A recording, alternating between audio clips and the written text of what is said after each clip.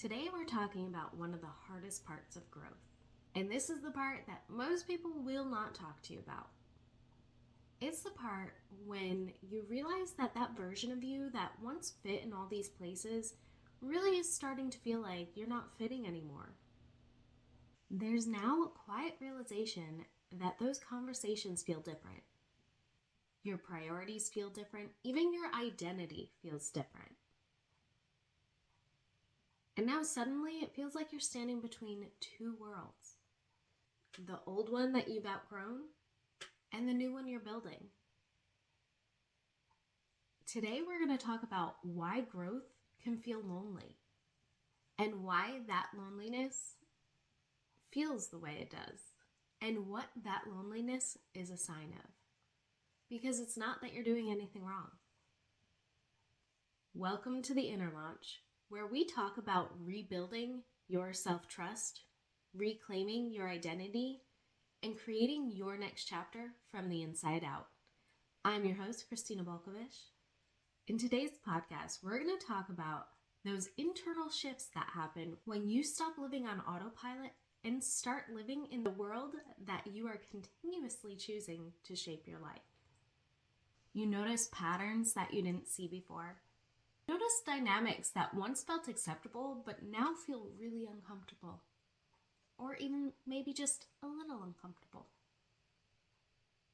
And you start asking deeper questions about how do you spend your time, who you surround yourself with, and what kind of life you want to create. And when your internal standards shift, eventually your external world has to shift as well. And that transition can feel isolating.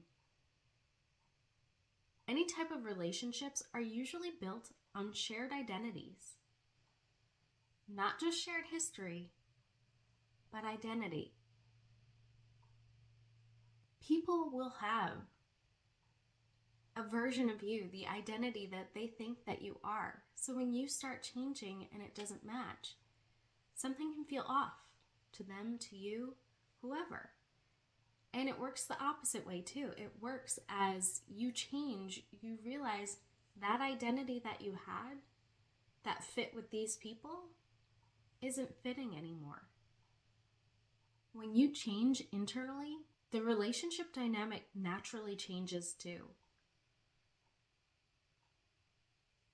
Sometimes people grow with you, and sometimes people stay exactly where they are.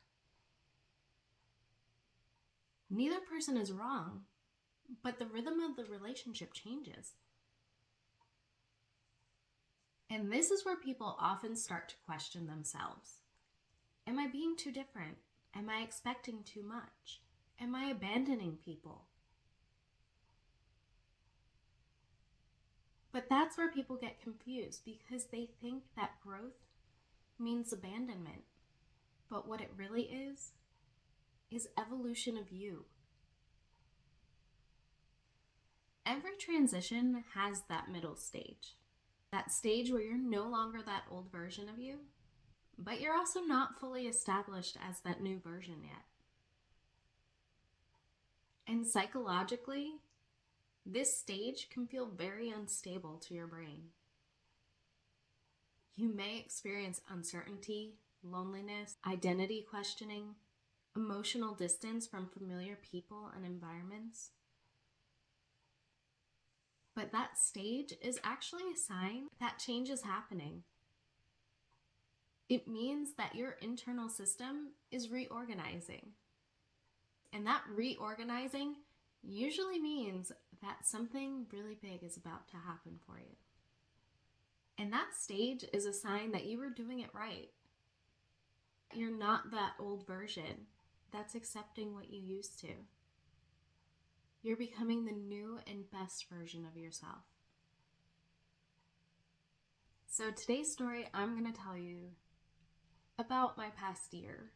Because if you believe in the whole thing about it was the year of the snake and shedding your old skin and everything else, well, 2025 was definitely felt that way for me. So 2025 for me was me realizing that I had a lot of friendships that were more like one-sided friendships. And I was the person that, of course, was giving everything to that friendship because I wanted a friend like that. And I was, going above and beyond to be that friend, to be that version that, was there for somebody, that could support them, that could help them if they needed anything, call me at any time. Whatever it was, I was there. I was that friend. And I realized that when I actually needed somebody, they weren't there for me in the same capacity. I realized that I did not have that relationship that I wanted. I had the relationship that I was giving that I wanted, but I didn't have that true connection. And I realized that I wanted that. And in order to get that, I needed to stop repeating that. I let go of 3 big friendships this past year because I realized that it wasn't what I wanted anymore. I craved that closeness, that connection. And what I didn't realize was I felt like I was close to them because I was doing so much. I was the one that was reaching out. I was the one that was calling. I was the one that was being supportive. But when I wanted that back, it wasn't being reciprocated in the same way. So I let go of it. Because what I realized is that I had grown, that I wanted those supportive connections. I didn't want a one-sided thing, and that may have been a pattern that I had in the past that worked, but it wasn't going to work for me anymore. Because I realized that I've grown into the version of myself that truly loves myself, and I want other people to love me as well, and not that forced love. And those relationships seemed very forced. So I let go of them. And it wasn't easy because those were big players in my life. And that changed who walked beside me. The people that I thought would be there weren't. Growth didn't mean that I stopped caring. It meant that I stopped shrinking myself and my needs for somebody else. Growth can unintentionally disrupt the expectations that people have of you.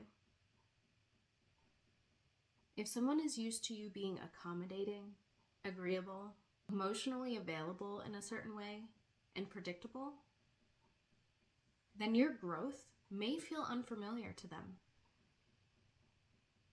People often interpret unfamiliar behavior as rejection. But in many cases, what it actually is and what they're actually witnessing is your evolution. Your evolution of putting yourself first. Your evolution of saying, this is me, this is what I want, this is what I don't want. And that is your evolution. And that can be so scary to both parties. It can be scary to the people that you may be leaving behind, and it can be scary to you. Because now you're not sure what to expect. You're not sure who's going to be beside you. You're not sure of what your life is really going to look like by yourself. And that is why people feel lonely. That loneliness during growth is not always about lacking connection. But that loneliness can feel confusing while you're in it. So let's go back for a minute. We already know that growth means you change internally first. To create a new environment around that new version of you. That might include new conversations, new friendships, new professional communities, new goals. A lot of newness. Your external world will gradually catch up. It rarely happens overnight, but it may take time. And you will likely feel uncomfortable in the process. Because again, that's part of the process. One of the most interesting parts about growth is that eventually that loneliness feeling fades. Not because you went back to who you were, but because you've built a life based on the person that you've become. You begin to experience a quiet confidence, a calm. You stop needing to explain your decisions. You stop needing validation for your direction. And you simply continue building your life with clarity. You should be so excited for this because all of these are signs that you're doing the right things, that you're going in the right direction, that you are becoming that new and best version of you that you can be. So give yourself grace. Allow yourself to feel those feelings. Allow yourself to sit in that uncomfortableness because eventually your world will catch up with you. Growth is often celebrated as exciting and empowering. But the truth is, parts of it can feel deeply uncomfortable. You may outgrow spaces. You may outgrow dynamics. You may even outgrow versions of yourself that once felt safe. But that does not mean that you are doing it wrong. It means that you are evolving.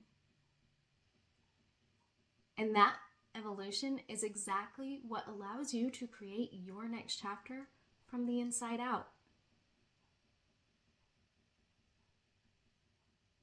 Sometimes that should feel like momentum and clarity. But what people don't always talk about is how growth can feel quiet, isolating, and sometimes uncomfortable. It can feel like standing between two versions of you or two versions of your life. The version of you who you used to be and the version of you who you're becoming. And that in-between space can feel really lonely. When you start evolving, you're seeing things differently. You're asking different questions. You're choosing alignment over familiarity. Those are not small tasks. And that shift will naturally change your environments, your relationships, and sometimes even the way that you see yourself. But that goal is growth. It is not staying comfortable. Your comfort will cost you, but your growth is going to get you to that person that you're becoming. The goal of growth is to become the most authentic version of you that you can be, and one that feels aligned with the way you want to live your life and the things you want in your life, for you. And sometimes that means letting go of the spaces and the people that no longer fit this version of you that you're becoming. That's not failure. That is your evolution. So this is your reminder that you don't need to have it all figured out. Just keep choosing yourself, even in the small ways. If this episode resonated with you, then please subscribe. And send this to somebody who may be needing to hear it or in a big transition today. And if you're in a space where you're working on rebuilding your confidence, reclaiming your identity, and trying to figure out what your next chapter looks like, then this is exactly the type of work that I do in my coaching program. If you want to learn more about that, you can find my information in the show notes. In next week's episode, we're going to talk about what comes after this stage of growth. Because once you start evolving, another question appears. How do I trust myself again? And next week, we're going into that. Because it's not just an intellectual thing, but it's an emotional thing. We're learning how to rebuild that self-trust that continues to move us forward to create the life that we genuinely want and feel confident in. So if you want to learn how to rebuild that trust within yourself, then please subscribe and I will see you in next week's episode. Thank you for watching The Inner Launch and I'll see you in the next episode. Bye!